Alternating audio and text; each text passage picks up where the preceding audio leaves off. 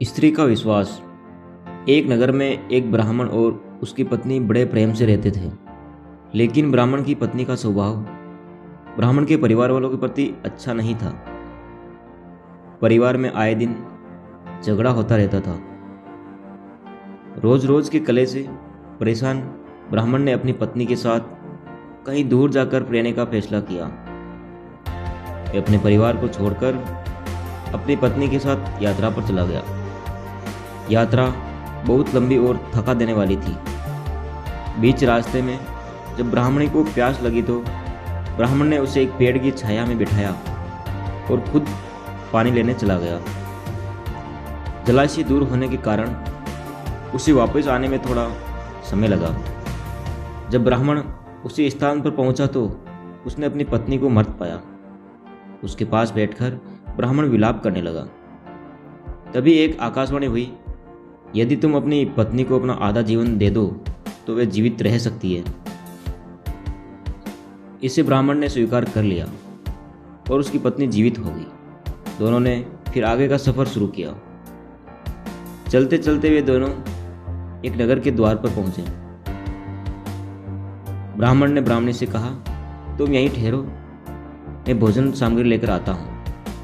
यह कहकर ब्राह्मण वहां से चला गया। कुछ देर बाद उसी स्थान पर एक लंगड़ा व्यक्ति आया। वह व्यक्ति शरीर से बलवान और दिखने में अत्यंत सुंदर था। लंगड़ा हंसने लगा और ब्राह्मणी से बातें करने लगा और ब्राह्मणी भी हंसकर उसके साथ बातें करने लगी। दोनों में बहुत बातचीत हुई और दोनों एक दूसरे से प्यार करने लगे।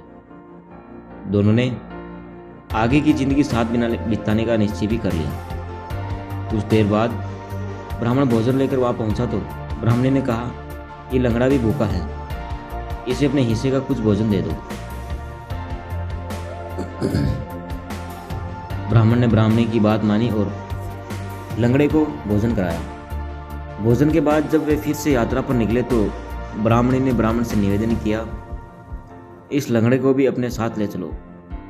जब भी तुम कहीं जाते हो तो मैं अकेली रह जाती हूँ। ये मेरे साथ रहे तो मेरा अकेलापन दूर हो जाएगा और रास्ता भी आसानी से कट जाएगा। ब्राह्मण ने कहा, हमें अपना सामान उठाने में कठिनाई हो रही है तो हम इस लंगड़े को आदमी का भार कैसे उठाएंगे। ब्राह्मणी ने कहा, हम इसे अपने पिटारे में रख लेंगे। ब्राह्मण को ब्राह्मणी की बात माननी पड़ी। अब वे तीनों आगे की यात्रा पर निकल पड़े। यात्रा के दौरान जैसे ही ब्राह्मणी और लंगड़े को मौका मिला, उन्होंने ब्राह्मण को एक कुएं में धकेल दिया। उन दोनों ने समझा कि ब्राह्मण मर गया और वे दोनों नगर की ओर आगे बढ़े। नगर के बाहर प्रवेश द्वार पर कर वसूलने के लिए चौकी बनाई गई थी। जब कर वसूल करने वाले सैनिकों ने ब्राह्मणी का पिटारी खोला तो उन्हें उसमें एक लंगड़ा व्यक्ति मिला। दूत के द्वारा ये बात राज दरबार में पहुंच गई। फिर ब्राह्मणी और उस लंगड़े को राजा के सामने पेश किया गया। राजा की पूछने पर ब्राह्मणी ने बताया, ये लंगड़ा आदमी मेरा पति है। हम अपने परिवार के झगड़े से परेशान होकर यहाँ रहने आए हैं। तब राजा ने उन दोनों को अपने राज्य में रहने की अनुमति दे दी। कुछ दिनों बाद उस ब्राह्मण को एक साधु ने कुएं से बाहर निकाला।